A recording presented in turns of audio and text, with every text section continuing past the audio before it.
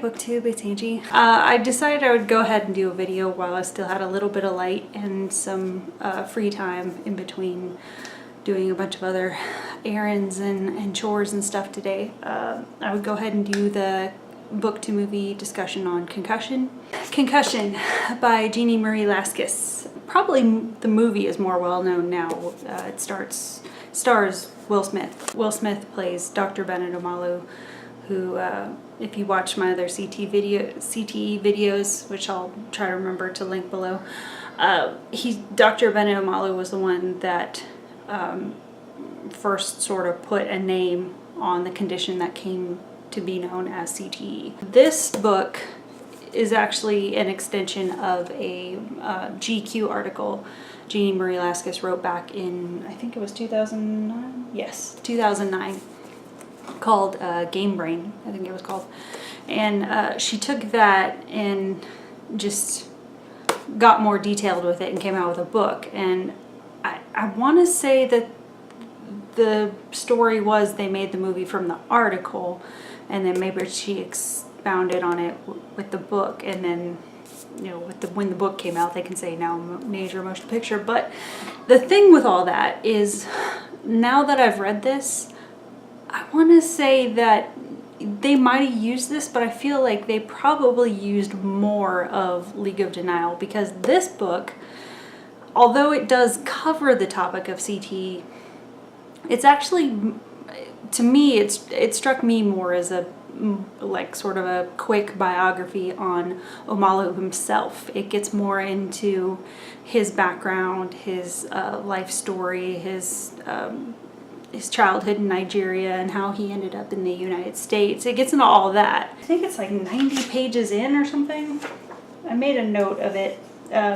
You can look at my written review down below. I want to say it was like roughly about 90 pages in. I could be more than that, before you even remotely get to the topic of CTE. Before that, almost like the first 100 pages of the book is just focused on Omalu's story. But it is still worthwhile read, because it does give you a better idea of who he was as a man, and what inspired him to get so involved in this study, not being a football fan himself. At least in the beginning. I think now he says that he's sort of grown to like the game, but when he started, he didn't watch football, didn't follow any of the teams. He just was fascinated with the topic from a medical point of view. So you get to know sort of the bullet points of Omalu.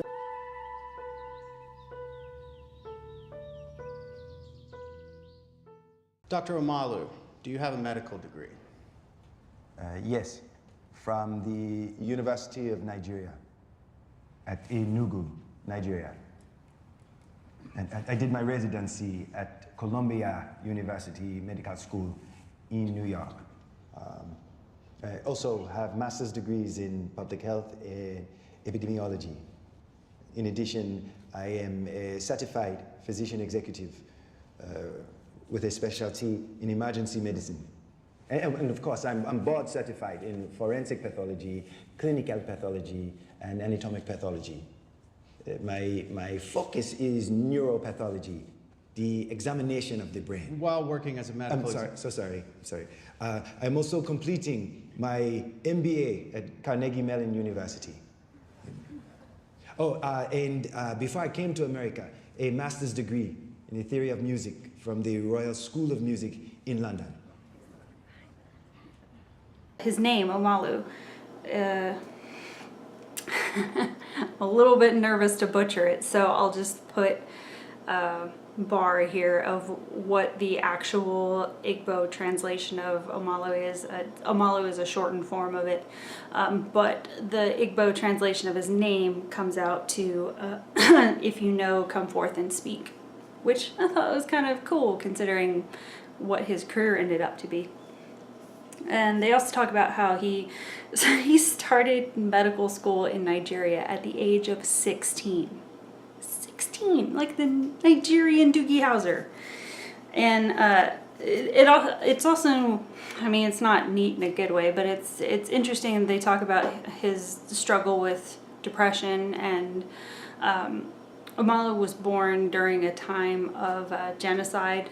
There was a conflict between, I think it was the Nigerian Muslim army and the Igbo people, and the Nigerian Muslim army was going through and massacring thousands of Christian Igbo natives.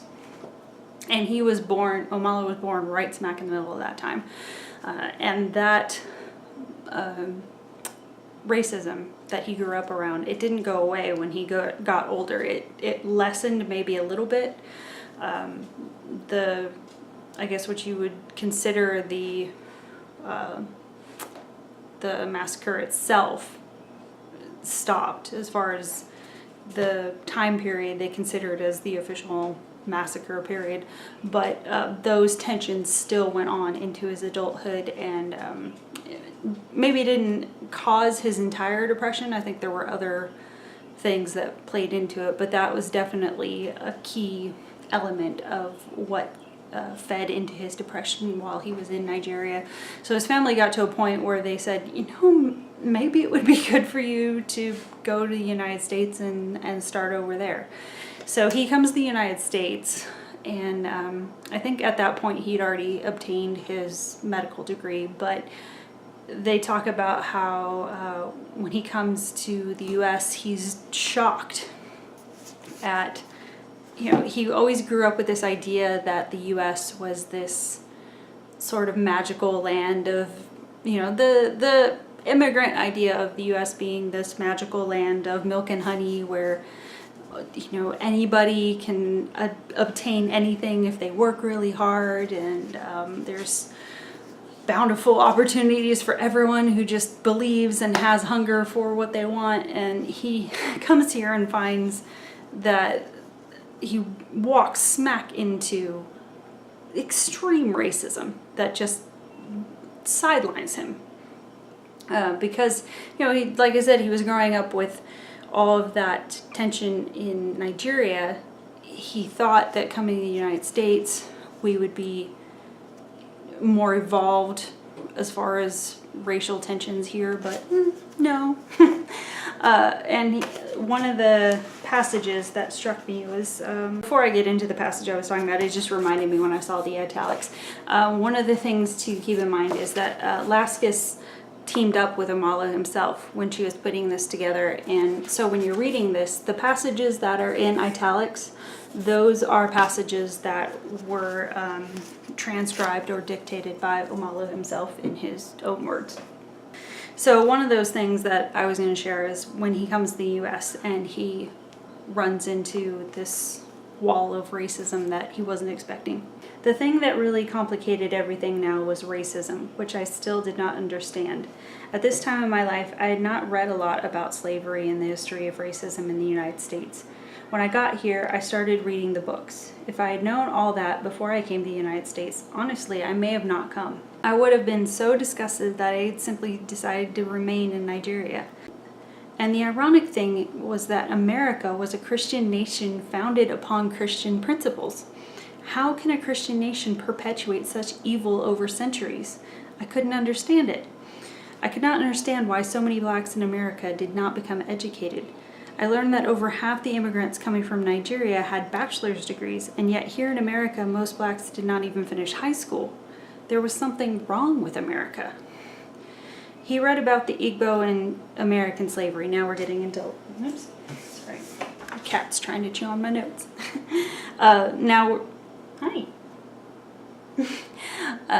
we're getting into Laskas's words, talking about Omalu, and she says that he read about the Igbo and American slavery. His own people trapped like dogs coming here on ships. So the Igbo people came, there was a part in history where Igbo people actually came to the United States in slave ships. The Igbo had earned a reputation in the American South for being fiercely independent and unwilling to tolerate enslavement. They were considered high maintenance, and so they were sold cheap. In May 1803, a shipload of seized West Africans were brought to Savannah, Georgia, to be auctioned off at the local market. 75 were Igbo men, and they were for $100 each. The cheap Igbo were chained under the deck of a schooner named York to be delivered to a plantation on nearby St. Simons Island. During this voyage, the Igbo men rose up in rebellion, taking control of the ship. They drowned their captors, causing the grounding of the York in Dunbar Creek, a site now locally known as Igbo Landing. Under the direction of the Igbo chief, the men marched in unison into the creek, singing, "The water spirit brought us here, the water spirit will take us home," accepting the protection of God over slavery. They walked into the water to commit a collective suicide. So that's the history of his people he ran into coming to this land he thought was going to be his fresh start. When I was a boy growing up in Nigeria, heaven was here and America was here. I have never wanted anything as much as I wanted to be accepted as an American. But Mike Webster goes mad and nobody asks why. They make fun of him. They insult him on TV, and now they want to pretend that his disease does not exist, and they want to bury me. I am the wrong person to have discovered this. But he does find his place here. He ends up starting a mentorship under Dr. Cyril Wecht, who is played by Albert Brooks in the film. And Cyril Wecht is one of the doctors that he's had his name all over all kinds of controversial celebrity death cases in history.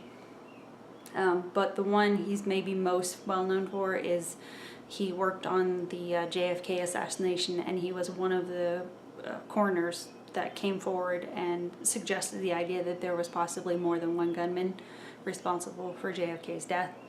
And then he went on to claim other things in his career that were controversial. Again, mentioned this in my written review if you want to take a look at that. But that's where Omalu gets his start. Omalu starts working under Wecht when he takes the sorry, the cat behind me is distracting me. When he takes the job that ends up becoming the Mike Webster autopsy, that starts the whole CTE investigation. Talking about his depression, let me just share this one portion with you that gives you an idea of what he was dealing with. Around the world, young men from oppressed societies see rich, shiny America on TV and grow angry and become easily seduced by fellow angry men. They stew and lash out. What saved Bennett from lashing out was an insight, the stark, frank realization that his problem was only incidentally Nigeria, his dad, Enugu, and women. His problems started from the inside, not from the outside. Depression is like a virus festering in your mind, and the discovery of it can cripple before it cures. And then it goes into Omalu's words. By the time I was 18, in my third year of medical school, I could not wake up in the mornings. I just wanted to be left alone in my room.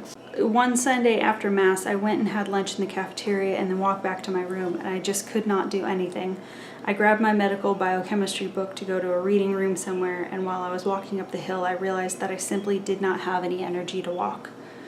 I stopped and sat on a rock by the roadside and just gazed into the air. I was extremely tired. I just could not move on.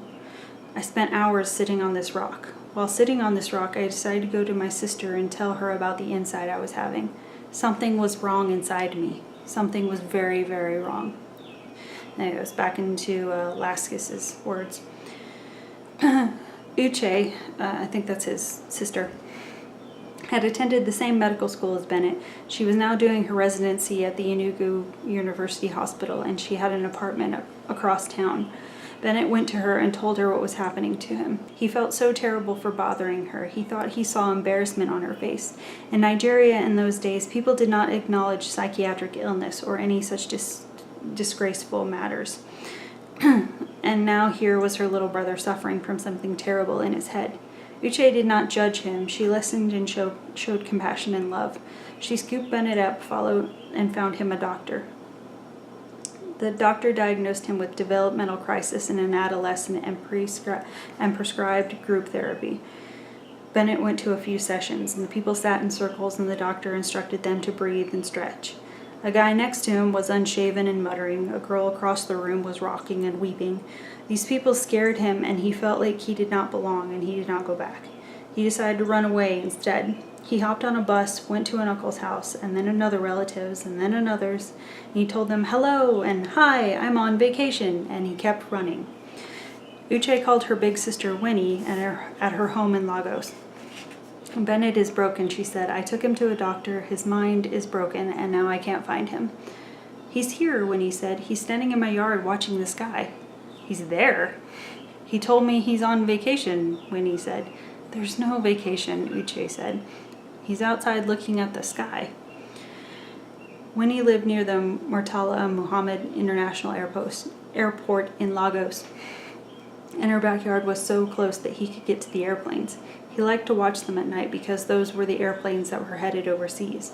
If only he could be on one of those airplanes. He no longer wanted to fly them. He wanted to be in them. He wanted them to carry him away to America. Winnie and Uche wondered together what the problem with the Omalo men was. Theodore was starting to grouse like a teenager, would fall off the map for days. Ikem was getting into serious mischief. Chiboza had dropped out of school, and now Bennett, the angel representing hope, resurrection, and new life, he had perhaps the hardest distance to fall, and he had fallen with a thud. Winnie watched her broken baby brother standing there staring at airplanes, and she sought counsel from Uche and their youngest sister, Mimi. And together the sisters hatched plans to save the Omalo men, because that's what the Omalo women did. Uche yanked Bennett back to Enugu. She called in favors, so many favors, and she knew some of his professors and explained his absences.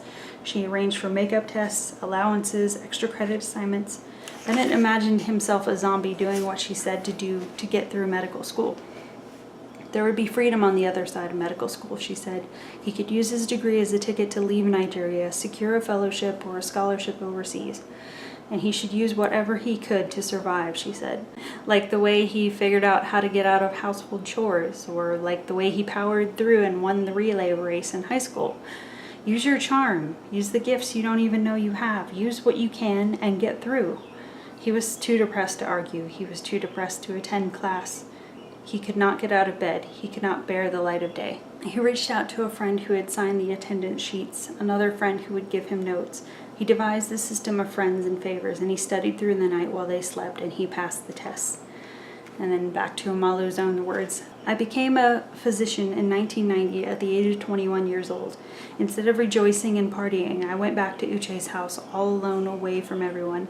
I sat down and wept. Diseases of the mind are difficult to heal."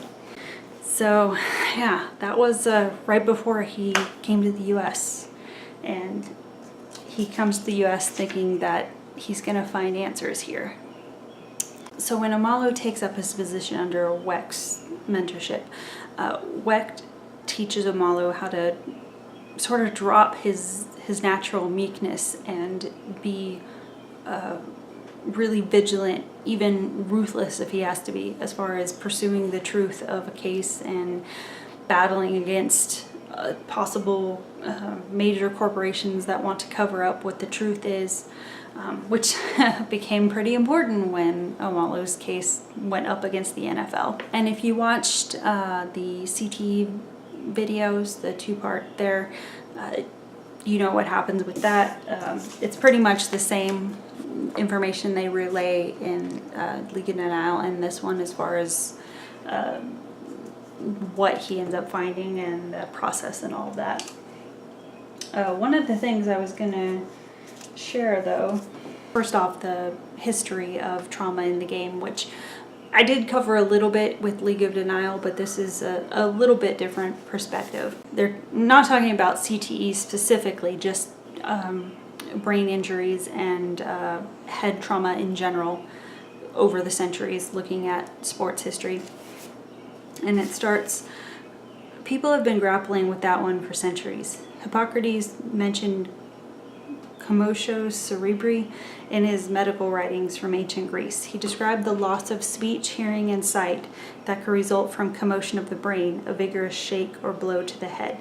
After that, you have to move all the way up to the 10th century to find further documentation. The Persian physician Abu Bakr Muhammad ibn Zakaria Razi is thought to be the first to make the distinction between the dramatic kind of brain injury, bruising and swelling and bleeding, that outright kill a person, and this other more subtle thing, an injury to the head that could make you dizzy, could even knock you unconscious, but from which you recovered. Razi was the first to use the term cerebral concussion, and his definition of the condition, a transient loss of function with no physical damage, advanced incrementally over hundreds of years.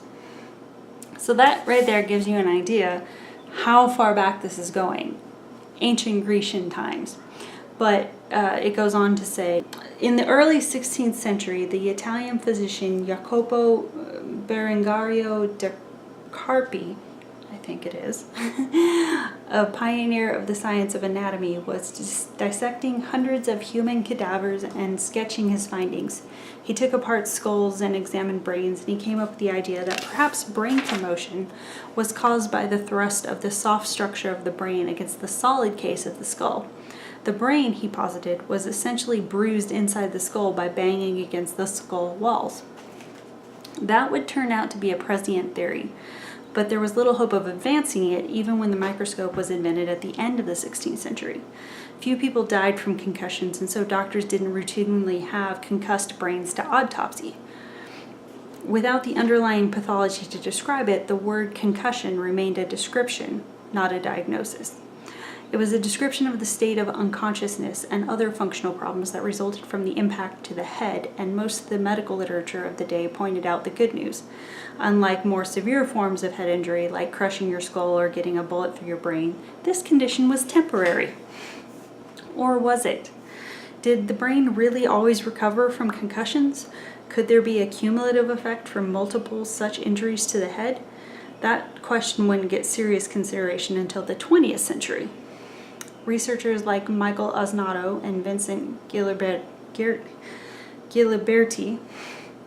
a pair of New York neuropsychiatrists, began finding patterns of mental degeneration in patients who had sustained mild head injuries.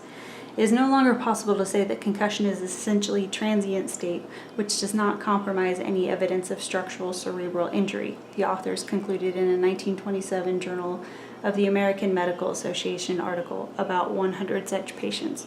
Not only is there actual cerebral injury in cases of concussion, but in a few instances, complete resolution does not occur, and there is a strong likelihood that secondary degenerative changes develop. That was a significant claim, and it got people like Harrison Martland, a forensic pathologist in Newark, New Jersey, thinking.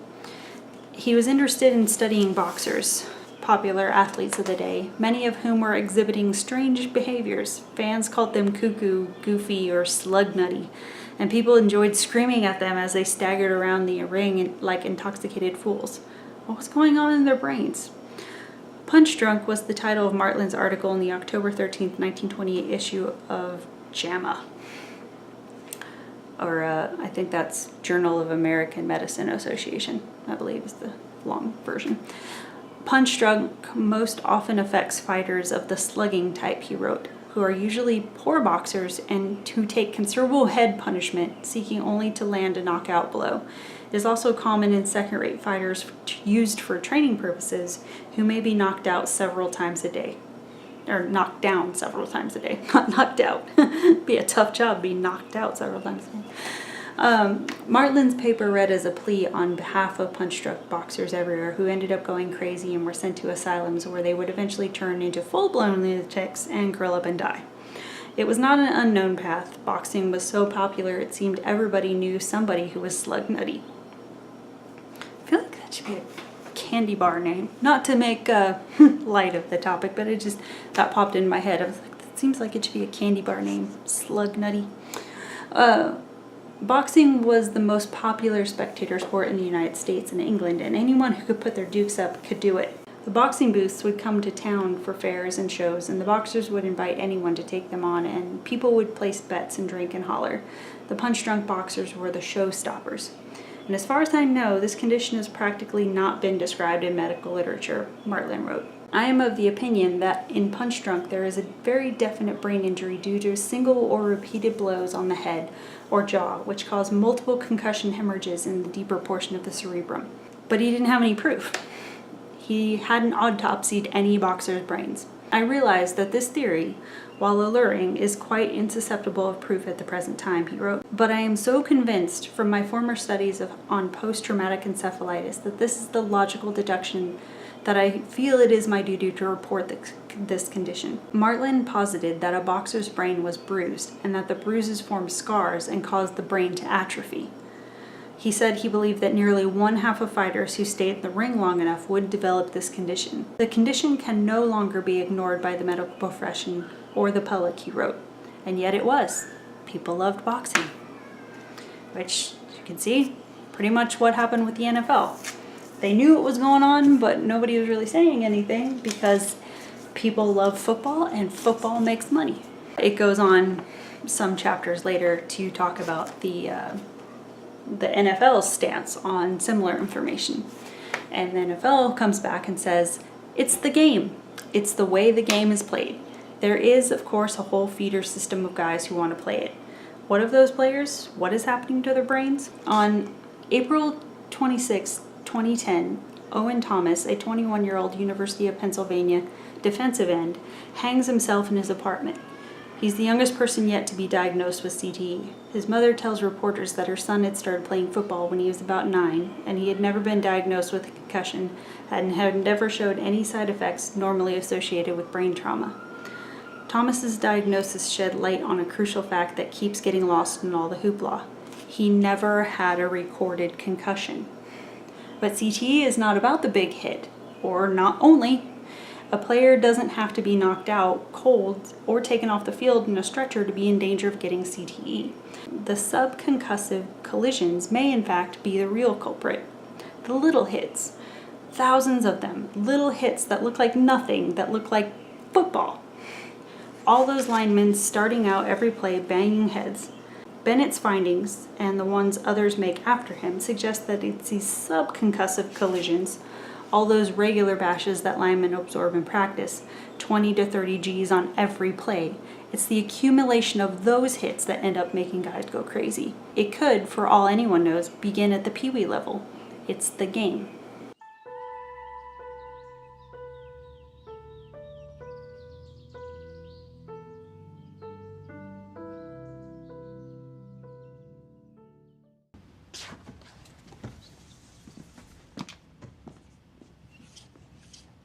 What are the S's? The Steelers. And the O's? The others, obviously. Yes, the other team. Do you even watch football? No, not at all. But I've been studying Mike Webster's position. The man in the middle is quite deceptively the most violent position on the field. The slaps, the punches, the forearm, it is an unremitting storm of subconcussive blows. The head as a weapon on every single play of every single game, of every single practice from the time he was a little boy to a college man, culminating in an 18-year professional career. By my calculations, Mike Webster sustained more than 70,000 blows to his head. Now these men, these are the fastest. Now, their speed, multiplied by the speed of the men who hit them, the G-forces generated, equivalent to hitting them on the helmet with a sledgehammer. All of this triggered a cascading series of neurological events which unleashed killer proteins upon Mike Webster's brain. The tangles invading and strangling his mind from the inside out, like pouring wet concrete down kitchen pipes. As it hardens, it chokes the brain, leaving him unrecognizable, even to himself. I don't know football. I've never played.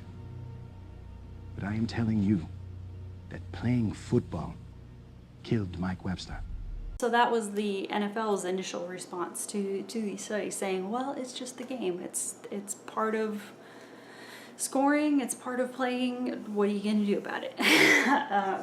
Until all these cases started coming out about guys getting violent, guys beating their wives, guys killing themselves, and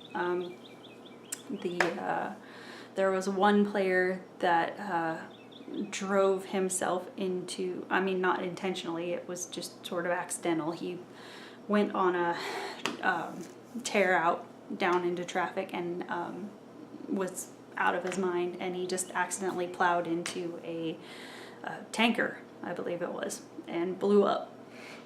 But these kind of things got to the border. They were happening here and here and here and here, and then the NFL came out and said, okay, it's kind of a thing now. We'll look at it. You might come to these videos and say, well, which one was better? Should I read the book? Should I watch the movie? This is one of those ones where I think it's helpful to have it sort of be a cumulative experience.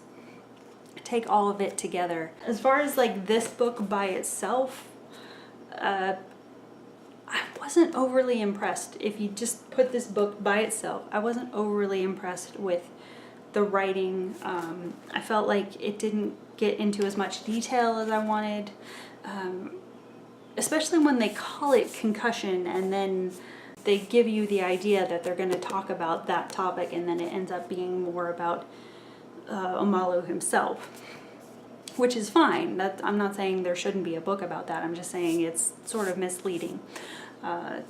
It should have been better presented, that it was going to be more about him and not so much the topic of CTE. But the movie itself that they created from this is well worth a watch. It's amazing. When I first saw the trailer when it came out, I was a little bit unsure about it because the few clips I was seeing of Will Smith doing the Nigerian accent, I was like, it sounds a little bit weird. But he ends up selling it over the course of the movie, and you do get caught up in the story of Omalu and what he had to fight against. He took on the NFL almost single-handedly, and he, as you read about in this book and you see in the course of the movie, he lost so much. He had to back out of his dream house. He had to move from where he was building his life and go to California because he was getting threats from the NFL and the media, and his career was taking damage because he was trying to tell the truth, and he basically had to rebuild his life in California just because he tried to get the truth out there. And you want to what? End it? You want to fold up the National Football League? Want to solve the problem. Who are you? What do you ask? You're a pathologist. You perform autopsies. Yes, I'm a mere pathologist. That's it. That's all I am.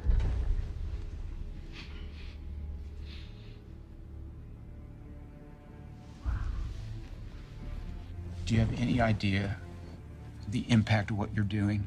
Yes, I do. Do you understand the impact of what you are doing? If just 10% of the mothers in America decide that football is too dangerous for their sons to play, that is it. It is the end of football. Kids, colleges, and eventually, it's just a matter of time, the professional game. Joe, he does autopsies. He's not in the outcome business. He has no business. Do you know what history does to people? Trained physicians who ignore science. Oh, wow. Sir, I am not done. History laughs. If you continue to deny my work, the world will deny my work. But men, your men, continue to die. Their families left in ruins. Tell the truth. Tell the truth.